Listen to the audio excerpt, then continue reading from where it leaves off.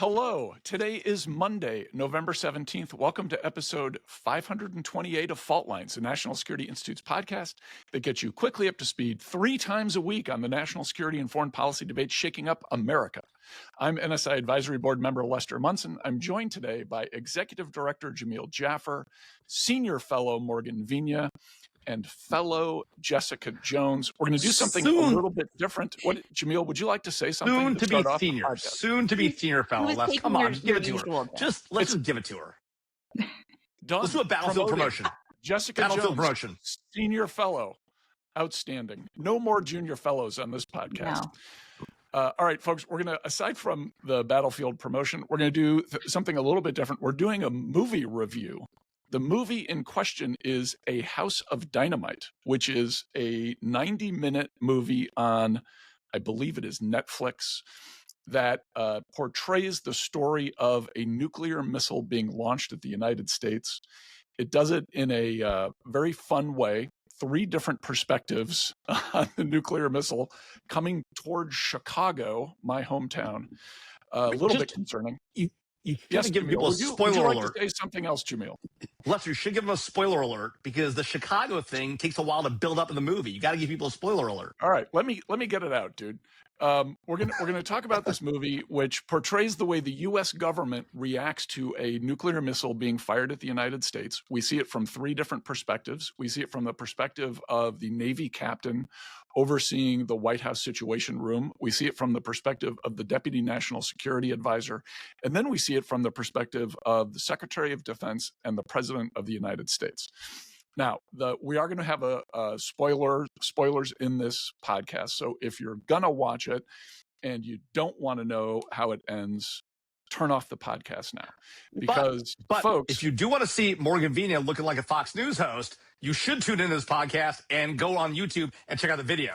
Well, you can watch the full-on hair, the suit coat. I mean, the whole thing, the whole You could package. watch the podcast on YouTube with the sound off, and then you'd get to see the benefit of our kind of Fox and Friends approach today, and not have the plot. And our plays go up, so actually do watch it and just mute on it. YouTube.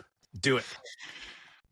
Okay, so this movie, which I found to be highly entertaining and very watchable, you literally cannot turn it off as soon as you start watching because the drama builds and builds and builds, even though you're watching the same events 3 separate times from these different perspectives. Because once the missile is detected by U.S. intel apparatus, you have about 25 minutes of activity from each perspective. So it's the same details kind of over and over again 3 different times from these different perspectives. You see Idris Elba is the president. Although we don't know that for a while. We don't know that until the end. Jared Harris plays the Secretary of Defense. He's amazing. Rebecca Ferguson is the Navy captain who is kind of running the immediate response from the White House.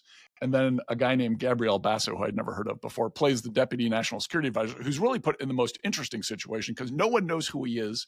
And then he has to go advise the president on how to respond to a nuclear attack on the United States. And so the details are fascinating and interesting, and seeing it from these different perspectives. Jamil, you have a slightly different reaction than I do to this film. How did you view it? What are your thoughts here?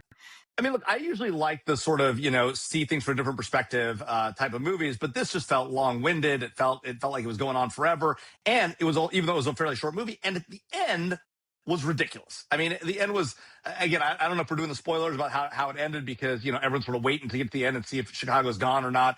And the end was so aggravating. I almost threw something at the TV. Why was it aggravating? Yeah. Just go ahead and say it. Because we don't know what happened. Like, it's literally just ends and you don't know. Did Chicago, was it a real nuclear weapon? Did it succeed? Did it fail? Like, the whole thing was ridiculous. It was just, you have all this buildup and then you're like, and I'm out. Drop the mic. And here's the thing. I'm happy to drop the mic in a lot of circumstances, just not in the movies. I spent 2 hours of my night watching for no nothing. Jones? Yeah. I disagree with that because the movie isn't about the flashy effects. I just watched Deep Impact this weekend, which is the opposite, right? It's like us going to an Why? asteroid and trying to blow it up. Like Morgan Freeman's our Why? president. Why did Netflix you Deep Impact recommended was it. Deep Netflix Impact was knew. terrible? It knew I watched House of Dynamite, so it's now recommending Ended the World movies, and I fell for it. I see. So terrible movies get you to more terrible movies. Got it. I stayed tuned for all of Deep Impact as well. So I enjoyed the movie. The whole point of the movie, to what you're discussing, it's about the human element. It's about decision making. It's about what process and procedures our government has in place that no one thinks about because no one actually thinks about a nuclear calamity, right? And the scary part is they all happen to kind of work, right? Like everyone is still, everyone's communicating. They follow military protocol. They have intelligence. And yet you're still left being like, this is the process. Like, to Jamil's point, you don't see the president until like the end of the movie. So the whole time you're like, where is that guy? Who is it? Who is the president? Is it a crazy? Is it a smart guy? I don't know. Does it actually even matter in this story? And what I thought was interesting, as I was reading about it later, they talk about how they practice hundreds of times in different scenarios for all these different outcomes. But the president actually doesn't practice. He's the only person left out of the process. The last president to walk through a nuclear operation was President Reagan. So the movie has it right when he gets this binder and he's flipping through his options, like the Denny's menu, right? He's like, I don't know what to do. What do you think, dude?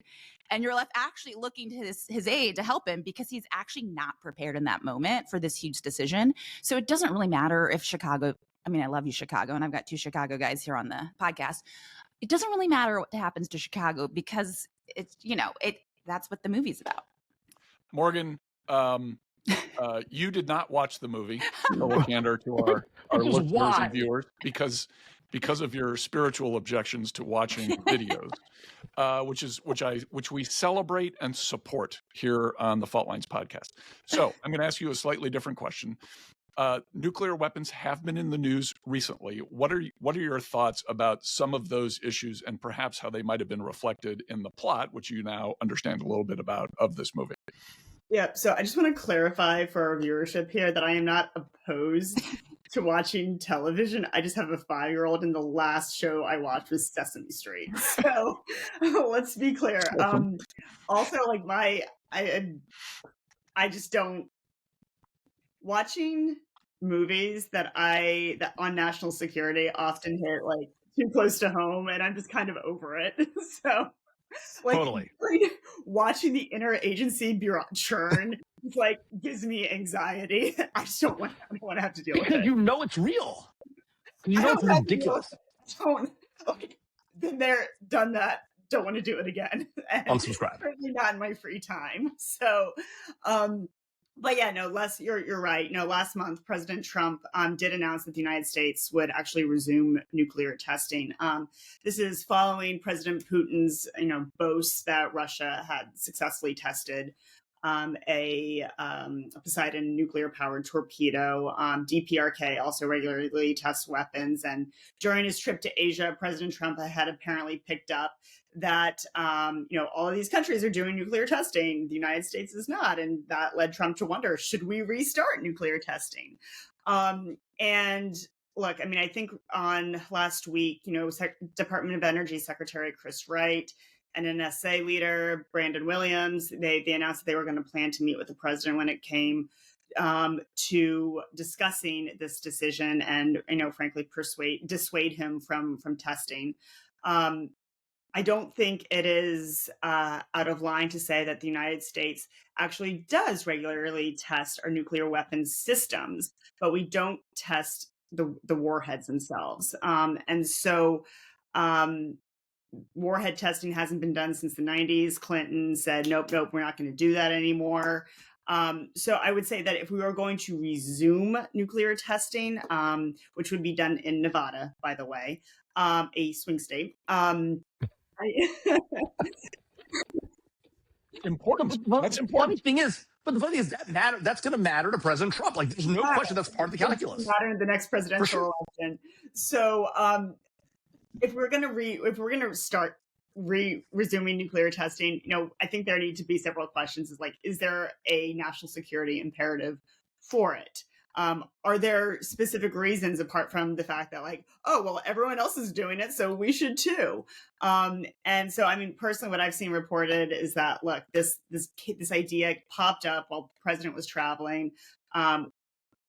the interagency is responding. They're following up. We'll see what happens. But I personally don't necessarily see a very convincing reason to resume it. But I mean, I don't have I'm not in government. I'm not Chris Wright. So we'll see what comes of this. Very good. Yes, Jamil. Well, I do want to jump in on this question of nuclear testing, because I actually do think there's real value for interruptions. There you go. I do think there's value in nuclear testing. We've always been modeling it. We've been modeling it on computers for a while now, since we've had the test ban treaty in place. But the truth is, we're going through a major upgrade cycle. We need these new nuclear weapons. We're way behind on nuclear modernization. We've got to test these capabilities and make sure they actually work and will work in a crisis.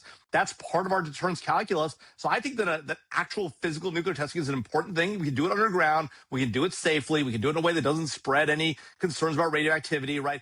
I think this is a must-do thing. And I think it's a mistake that we haven't frankly modernized our nuclear arsenal before, nor tested it in a long time. Jamil, Morgan and I worked for a guy who really pushed for nuclear modernization, Bob Corker from Tennessee. That was, 12, 13 years ago. He thought that was a very big deal.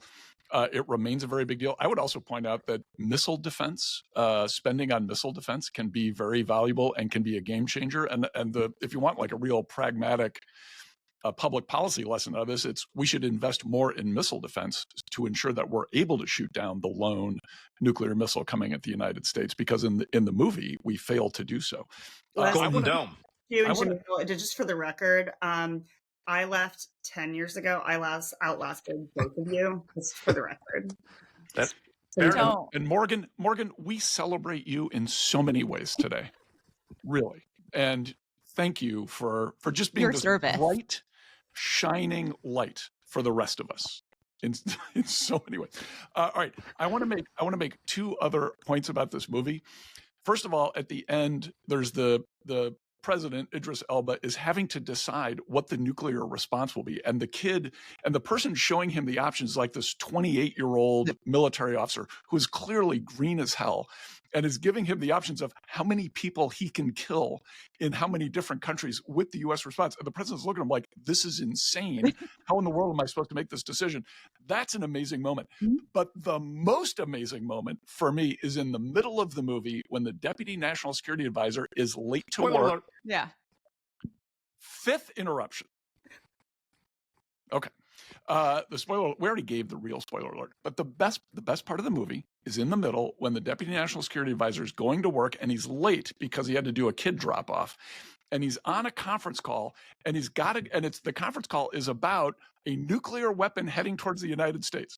And he's got to go through the security at the White House complex, and they don't care about his phone call. And he can't just walk through and go and do his job. He's got to take off all his stuff, remove the phone and the earphones, and go through security. And then he can put it all back on and talk about the nuclear weapon coming at the United States. It was one of the all-time great moments for me. It's kind of about how our obsession with security may have overwhelmed rationality in some of our things. It's just like a nice little moment for me. For me, that was the best part of the movie. Okay, that's a wrap. Thanks to Kelly Crowley, Taylor Lane, Claude Jennings, and the NSI staff for the help in producing today's episode. Join us on Wednesday, November 19th for another episode of Fault Lines, the National Security Institute's podcast that gets you smart fast on the national security and foreign policy debate shaking up America. We're on YouTube, and today more than ever, you should be watching us on YouTube. If you like what you heard or saw, be sure to rate, review, and subscribe.